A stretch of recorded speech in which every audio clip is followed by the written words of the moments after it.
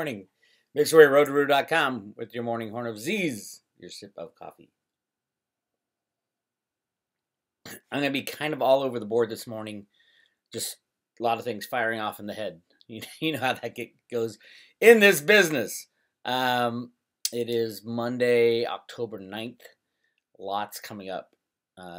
Lots of predictions coming up from Cliff in the coming months. Lots of excitement coming as far as silver, as far as the cryptos, as far as our government, as far as taking down the bad guys. A lot of bad guy stuff kind of bubbling up to the surface in the Hollywood pedophile rings, in the false flags, in lots of things. I'll get to some of those, but first let's start with Puerto Rico. What can happen in Puerto Rico? We know the island is destroyed. We know they have over $70 billion in debt that's in bankruptcy right now, I believe.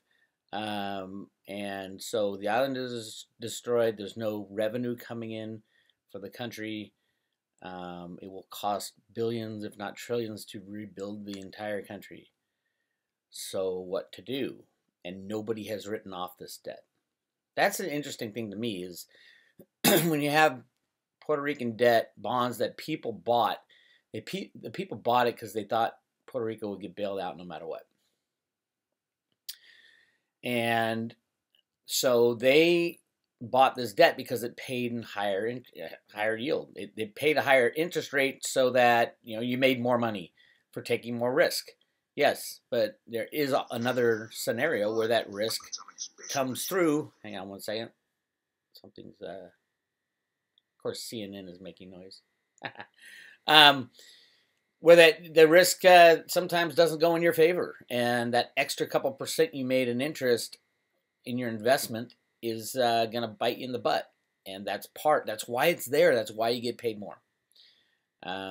So here's what's going on in Puerto Rico right now. The GDP ratio, look at that. Puerto Rico out of any other state in the United States blown away. And remember, the key is there's no revenue base. So in this Zero Hedge article, here's the 3 tiers of investors that will get hit. First, the large investment houses like Franklin Templeton, Oppenheimer, Citi, and JP Morgan, which own large chunks of bonds. These investment houses, however, have vast and diverse holdings in the trillions of dollars that are hedged against just about every eventuality. Absolutely. All these big banksters and pension funds hedge everything. That's why the derivative bubble is so big. But there's always someone holding the bag at the end of the line. And most likely it's some type of insurance company, but they try to hedge too. And so it'll be some random corporation in Thailand that ends up holding the bag that defaults, and then you have a cascade of defaults. Second is a host of hedge funds that bought into Puerto Rican bond market at a discount. These are the guys looking for higher yield. These hedge funds have made extraordinary gains on this debt by way of interest rate payments on the face value of the discounted bonds. Exactly. But they took the risk. That's why they were getting such a good deal. As long as it keeps getting paid off, you're making a lot of money. Well, it's not going to keep getting paid off anymore. So it's time to see the other side of the risk reward for these guys. And third is the small investors that live in Puerto Rico and elsewhere who stand to suffer the most. These investors have no hedges against these losses, and unlike hedge funds, have not reaped extraordinary gains in Puerto Rican debt. Okay, in that instance, it's like, who got them into this debt? And were they explained that the reason you're making more money on bonds of Puerto Rico is that it's riskier? That's why they pay more. You can, as for recourse, what they can do, they can go back to who advised them and sue them. But I have no bad feelings for anybody who makes an investment knowing the risks, takes the higher reward of those risks, and then it doesn't work out. I mean, that's the name of the game in investing. And no, I don't think there should be any bailout on the bonds of Puerto Rico, even if the nice grandmother is the one who bought it. The nice grandmother should go to who advised them to buy that debt and say, hey, you advised me wrong, and I'm going to sue you. And I have no problem with that happening. But as far as getting paid out by a government because you lost on an investment debt is not, I don't think it will happen. I don't think it's going to happen. And in this article, they go on and talk about these three classes of bondholders and who is going to pay. And I mean, I think that's the key. Kyle Bass came out with a good one, a good comment on it. It said the idea that the island, with a workforce of just 1.4 million people, will ever be able to pay back 70 billion in debt is ridiculous, especially because they're going to have to pay so much to rebuild the island if they, if they want to rebuild, if they can rebuild, they're going to have to get the money from somewhere. Is it going to be a government that's going to get them to them? No bond, the bond market is destroyed after they have gone belly up, so it's not like they're going to write a whole bunch of bonds to rebuild the infrastructure. Puerto Rico is just simple math 101 question. But on the debt question, I think you have to be a little crazy to think that 100 billion worth of debt or even 70 billion of on balance sheet is worth anything with 1.4 million workers in the economy like Puerto Rico's. When you look at sovereigns and you look at history of sovereign defaults, recoveries and wipeouts are 10 cents to 20 cents on the dollar. That's what I think people are going to end up with. If that, I would say, if that. Finally, liability must be apportioned and criminal action must result so as to restore public trust that has been damaged by the failure of the whole stakeholder class that is responsible for what has happened debt-wise. They never should have sold this debt. It was always way too much that they could ever afford. So who is going to pay out? They talk about it back up here. It's whoever holds the derivative at the end of the day on these on the large the hedge guys, the investment houses and the J.P. Morgans of the world and the hedge funds. And that's right here. A considerable portion of these bonds are insured by MBIA, AMBEC, and Assured Guarantee, which are contractually obligated to take over payments, a reality that will cause some shock to their stock prices. These are the same insurance companies that were insuring the 2008 subprime crisis and the credit default swap crisis. What are they still doing, risking so much being the end insurer? They love the fees up front, but they don't have the capital at the back end to pay off. It's going to get ugly. It's going to get to be a bloodbath, and nothing good is going to come of this. All these guys are going to have to write down that 70 billion. And for J.P. Morgan and Citi, it's not a killer. For a lot of the little guys in Puerto Rico who invested in their country, it is a killer, and they shouldn't have put their life savings or their safe part of their investment retirement funds and things like that in this. So I don't think there's any bailouts coming out for anybody, and there shouldn't be, because you're getting a higher reward for the risk that you took. Moving on. Enough talking about that. I got an email this morning saying, oh man, I wish I never got into the altcoins or the tokens because Bitcoin's going so well. I should have just stayed in there. Investing in the tokens that are associated with a business and will be used in some kind of as a business function within an ecosphere of a company being built or replacing an old dying industry, it's very much like buying a share of stock in Steve Jobs' garage. And I love using that analogy because the tokens and the companies that are being built absolutely have the ability to turn into the Apple computers of the world of the future, because that's where the world is going with a blockchain future.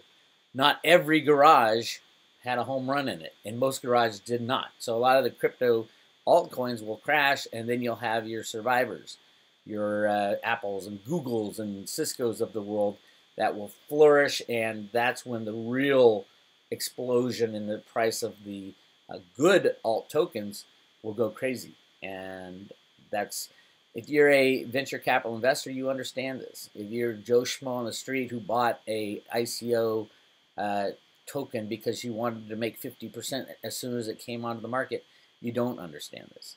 And that's the big difference between IPO, initial public offering, and pre-funding of that with the angel investors and stuff like that. They'll plunk a bunch of money down, expecting probably to lose it, but you're going to have your home runs. Whereas today's not as sophisticated investors will buy an ICO and expect it to, be worth 100% when it is distributed, and then they can, take those winnings and go flip them into something else. Well, that's the problem. Everybody's trying to flip these ICOs long before the product comes to market. So you're going to see great chances to pick something up if you didn't get it in the ICO and you're kicking yourself, oh, why didn't I get Salt in the ICO? And now it's at $3. A great time to pick it up. It's like, hey, it's a gift. You're in the ICO numbers now. But you're in Steve Jobs' basement or garage. He's making the first Apple computers. He says, we're going to need $2,000 to make this thing happen. We're going to start a company. Do you want to invest? Do you want to invest $20 of the $2,000 into our company?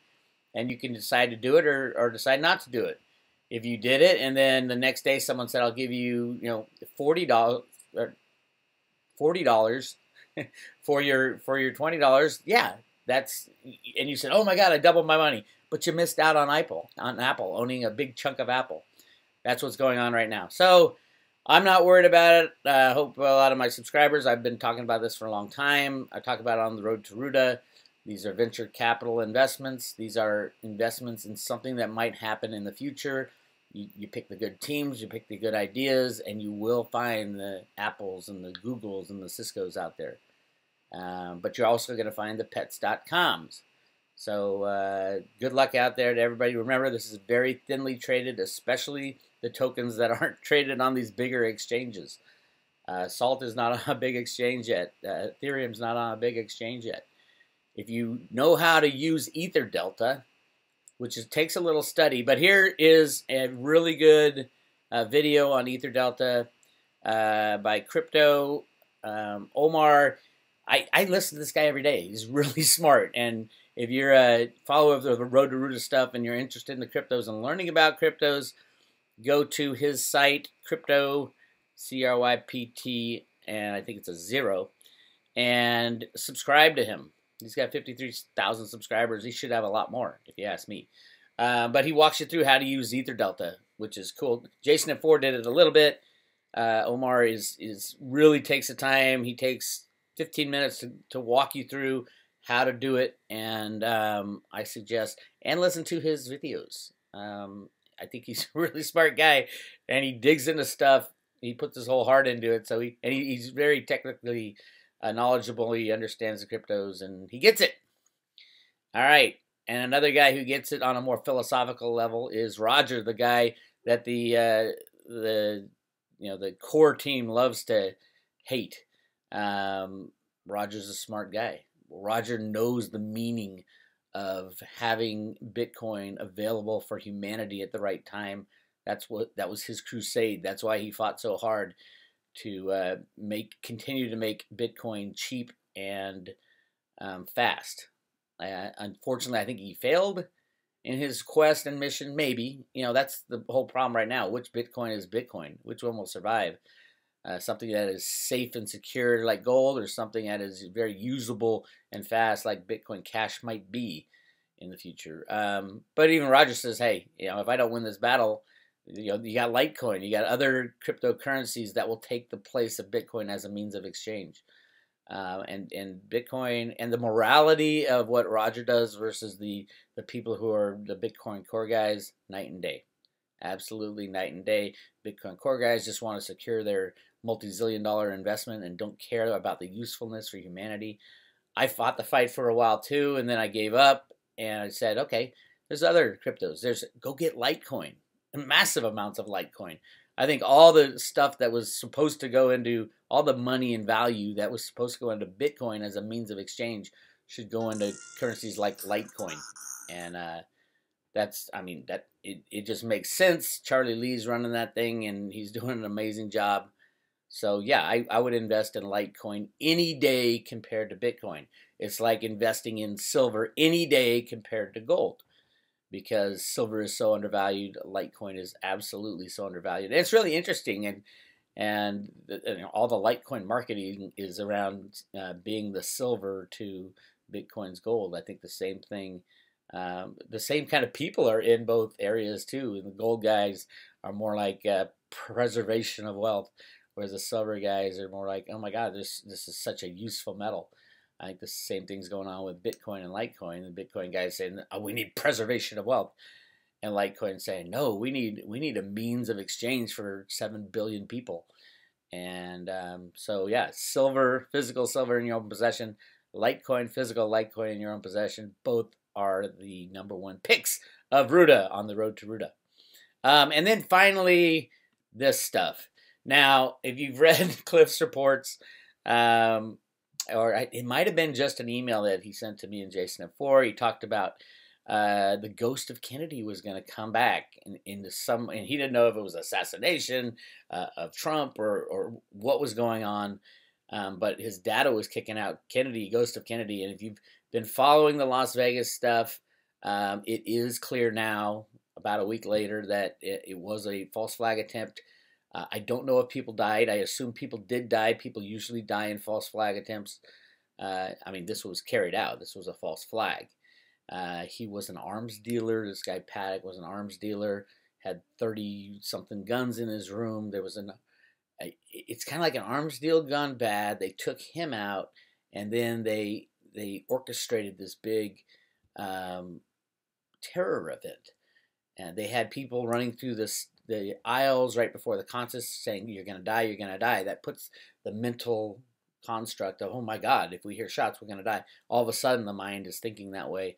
There were people on the ground either shooting real bullets or fake bullets with these rapid-fire handguns. There's video of them doing it. It's the guys in the yellow vests are the perpetrators. And then there was 3 or 4 casinos that had the same thing going on in their lobbies. So guys with guns, I don't know if they're firing blanks or if they're firing real bullets. I don't think there's any news reports of people being shot in the lobbies of the other hotels, but there's plenty of people who witnessed or heard the gunshots going off in the hotels, just to create a bigger fear thing. I know a lot of people have emailed me saying a cousin of a cousin's friend is in the hospital or died and things like that. If they did this with deaths, it's more convincing to them. They call it collateral damage, and they do kill people. Especially the video of the guy shooting, who's in the area where the people were sitting. He's firing. You can see him firing a rapid fire, some kind of weird rapid fire handgun. I don't know what it is, but he clearly pulls it up, and you see him going like that, and you hear it going off. But also this, look at this. And Trump, now, this is why I'm kind of putting everything on Trump, is that Trump has the ability to release the JFK files. And if the JFK files say it was a conspiracy, the Bushes were involved, all this stuff, it just rips apart that dynamic of do we trust our government, and should we trust our government, and what is a false flag? And I think if Trump does allow these documents, there's got to be a lot of juicy stuff in them. Otherwise, they wouldn't have held them, in the vaults and not let humanity see them for so long. And it wouldn't be a big thing today, but it is a big thing. And FBI and CIA were involved. Their involvement in it, and it would rip the fabric of the United States apart. And now's the time to rip it apart. We need to take these criminals out, and especially the people who pulled off the latest false flag, and get into 9/11. 9/11 absolutely has to be reopened. I think this is what Trump was talking about when he said calm before the storm. All he has to do is release the JFK documents, and then all of a sudden everybody and their mother will be talking about what else was faked, what else was lied to, what else were we lied to about besides JFK. And I think we need to reopen every investigation in the past 100 years that potentially had a political agenda or a geopolitical agenda, or could have been involved. All the way back, there's just so much that is hidden from the people of the world, and it's time. It's time to just split that baby open, let all the truth out, let the perpetrators go to jail. I don't care how old they are. Or anybody who had knowledge or was involved to be tried for their complicit acknowledgement that, oh, this is fine. Yes, I'm a U.S. senator, but I allow these things to happen. Unbelievable. So that is your Road to Ruta Horn of Disease for this morning. I'm going to end it on that. The ghost of Kennedy and Cliff High called this a few months back. Unbelievable. And along with, he's calling for the rise in the alt cryptos and the crypto in general to really kick in at the end of this month. So load up on your cryptos that you love. Make sure you do your homework. Big Weir. We'll talk to you later.